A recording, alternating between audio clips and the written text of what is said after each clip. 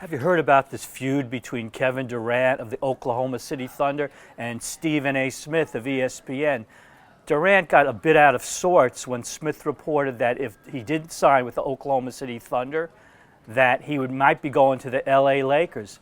Durant said there's no truth to that, nothing. Where did Stephen A. get his information? Stephen A. stuck by his story, but added an addendum when he was ripping and going nuts on Durant on First Take. He said, listen, you don't want to make an enemy out of me.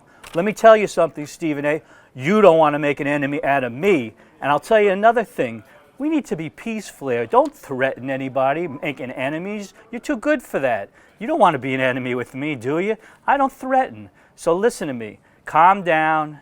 You stick behind your story. Just don't threaten anybody. You don't need another enemy, Stephen A. Smith. This Matt Harvey thing makes me laugh. You heard about this. He didn't show up for a workout the other day at Citi Field before the playoffs, which opened Friday night in LA versus the Dodgers. He didn't show up. People got bent out of shape. The media, of course, went bonkers. You know where I stand on this, and I'll say it again. The media created this guy. They anointed him a savior of the Mets before he did anything because he had the swagger. They liked his style. Well, you know what? You can't have it both ways. Now that his style bothers you, that he showed up late, they've created two sets of rules. They created this way back when they were kissing his tuchus. He was enabled. He said, I can get away with stuff. And he started doing it. The whole thing with the pitch limits, his bogus line on that. Now the media's turned on him. You know why? It's common. Let me tell you something. This is no revelation. They build you up just to tear you down. I don't know if you heard about this, but the great former Med Expo Astro Rusty Staub had a heart attack on a plane traveling from Ireland back to the United States over the weekend. Fortunately, he was okay. They got him to a hospital in Ireland where he's resting comfortably. I like Rusty. I've known him a long time. One of the most charitable guys you'll ever meet. He reaches out to the widows of policemen, firemen, and other uniformed personnel for years with his charity efforts.